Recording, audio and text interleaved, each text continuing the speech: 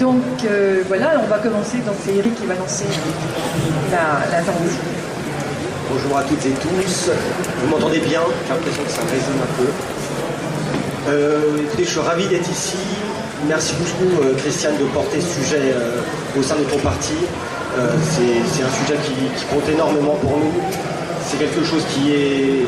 Vous avez raison de parler d'invisibilité. C'est un sujet qui, aujourd'hui, dans la société française, l'agisme, c'est un sujet qui est complètement sorti du champ politique, sorti du champ de la société. Écoutez, l'ADEPA, c'est l'association des directeurs au service des personnes âgées. On représente 2000 directeurs d'établissements et de services pour personnes âgées dans l'ensemble de la France. À savoir qu'aujourd'hui en France, il y a 650 000 personnes qui sont accompagnées en établissement. Ça, ce sont les un peu visibles. Et il y a tout autant de personnes, 650 000 personnes, qui sont accompagnées chaque jour au sein de leur domicile individuel. Et ceux-là, ils sont totalement invisibles. Et on verra que c'est pour ça, d'ailleurs, que le personnel des services à domicile, c'est le personnel qui est le plus précaire. On parle souvent du personnel qui travaille au sein des établissements, mais il y a beaucoup de personnel qui travaillent au domicile des personnes âgées, et ceux-là, ce sont les plus précaires. Il y a 20%, et là le dernier rapport gouvernemental qui est sorti précise qu'il y a 20% de ce personnel qui vit en deçà du seuil de pauvreté. Pourquoi? Parce qu'ils sont à des temps partiels contraints, et puis ils sont payés au SMIC. Dans ce secteur d'activité, là je fais un zoom sur le domicile, on reste 13 ans au SMIC horaire quand on commence à travailler. Voici aujourd'hui ce que c'est que les conditions de travail de ces salariés. En établissement et à domicile, je vous donne quelques chiffres comme ça, il y a 2 fois plus d'accidents du travail et de maladies professionnelles que dans le bâtiment. C'est totalement inacceptable. Nous, à l'ADEPA, les salariés, les directeurs qui adhèrent chez nous sont convaincus qu'il faut dire que tout ne va pas bien. Il faut arrêter ce postulat de dire on peut travailler en tant que directeur et dire bon mais ça va, c'est pas si mal, venez, vous serez très bien accompagné, venez, vous aurez des conditions de travail acceptables. Ce n'est plus vrai. Ce n'est plus vrai, on ne veut plus tenir ce discours. Et c'est en cela que l'ADEPA s'est associé avec l'intersyndical, donc tous les syndicats représentatifs, et l'ADEPA ont mené le mouvement de grève, les 2 mouvements de grève de janvier 2018 et de mars 2018. Et donc ce mouvement de grève, on voit que quand même quand on se mobilise, on peut faire prendre conscience, en utilisant les médias évidemment, qui avant ne s'intéressaient pas du tout à ce sujet. Et alors on dit les médias sont des méchants parce qu'ils parlent des pas de bashing, parce qu'ils disent que ça va pas. Mais ils ont raison. Ils ont raison, ils ont mis en avant qu'il y avait des difficultés, ils ont mis en avant que c'était plus acceptable. Et là, il n'y a que comme ça que les pouvoirs publics se sont saisis de la question.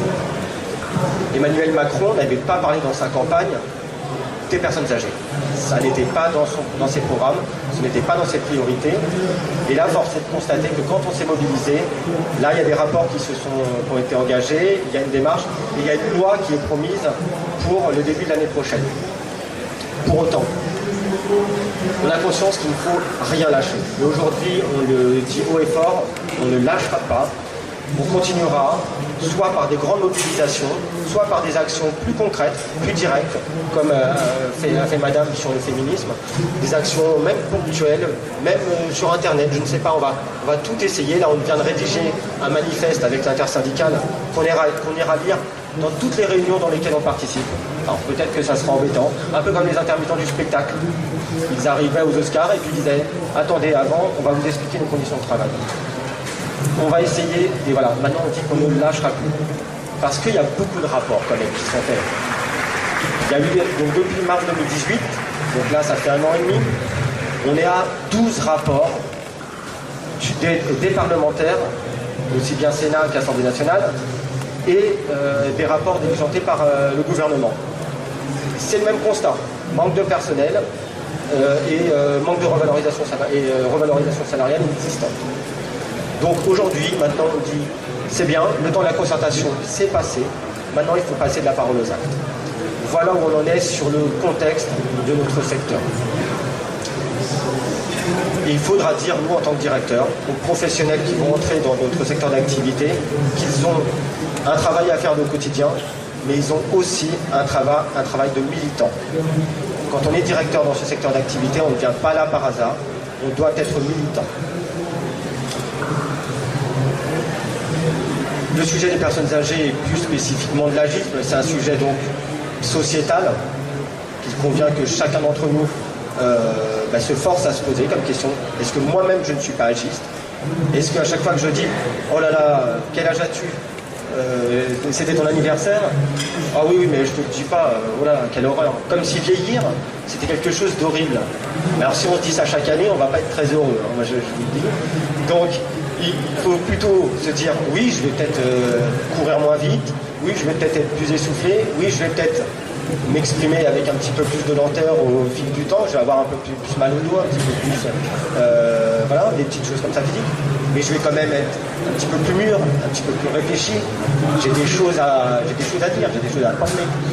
Et on considère à la départ, c'est pour ça qu'on a créé il y a 20 ans une association qui s'appelle Citoyennage, on considère qu'il faut donner la parole aux personnes âgées, même les personnes âgées très fragiles, et même les personnes âgées qui sont très vulnérables. Donc on a donné la parole aux personnes âgées qui sont accueillies dans les établissements et accueillies dans les services à domicile. Pas les personnes âgées qui ont 70 ans, qui pètent la forme et qui vivent un début de retraite paisible. Non, les vraies personnes âgées qui sont les plus fragiles, qui sont dans les établissements, elles ont jusqu'au bout quelque chose à dire. Et elles doivent pouvoir continuer à se réaliser chaque jour. Et c'est pas aujourd'hui avec les financements qui sont donnés qu'ils peuvent se réaliser. Parce qu'aujourd'hui, l'APA, qui était une première avancée en 2001, ça permet aux gens de réaliser des actes de la vie quotidienne. C'est-à-dire continuer à être aidé pour se laver, pour manger, pour se lever. Mais mis à part ça, une fois qu'on a fait ça tout à chacun, on n'a rien fait de notre journée.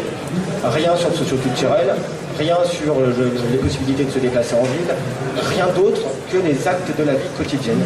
C'est-à-dire, on n'aide pas aujourd'hui en France les personnes âgées à pouvoir se réaliser, à pouvoir continuer à se lever et dire, comme tout à chacun, tiens, j'ai envie d'être dans la quête du bonheur.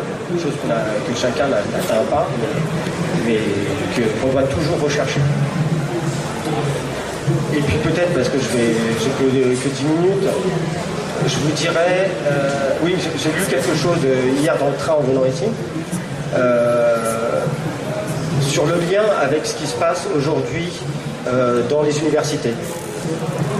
Il y avait un sondage que je lisais qui disait que 30% des étudiants aujourd'hui se sentent déprimés ou isolés. Alors ça, j'ai trouvé ça incroyable. Moi, quand je faisais mes études, si on m'avait posé la question, est-ce que tu te sens seul? Pas du tout. Et en déprimé, encore moins. Peut-être un peu immature, ça c'est sûr. Mais tout au moins, ça, je n'aurais jamais dit ça. 30% des personnes, des étudiants se sentent déprimés ou isolés.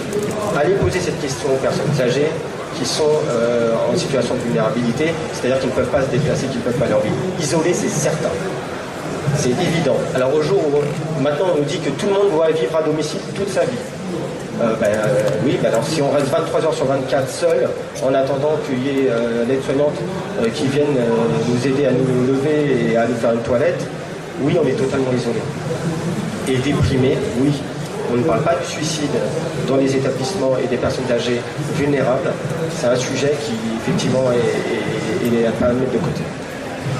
J'aimerais juste, si tu me le permets, Christiane, vous lire, alors pas l'ensemble du manifeste qu'on est en train de finaliser, mais un extrait du manifeste qu'on souhaite délivrer comme message dans l'ensemble des réunions dans lesquelles on va, avec l'intersyndicale. Donc c'est quelque chose qu'on a coécrit avec l'ensemble des syndicats du secteur. Nous vous avons sollicité, Monsieur Macron, répondez-nous.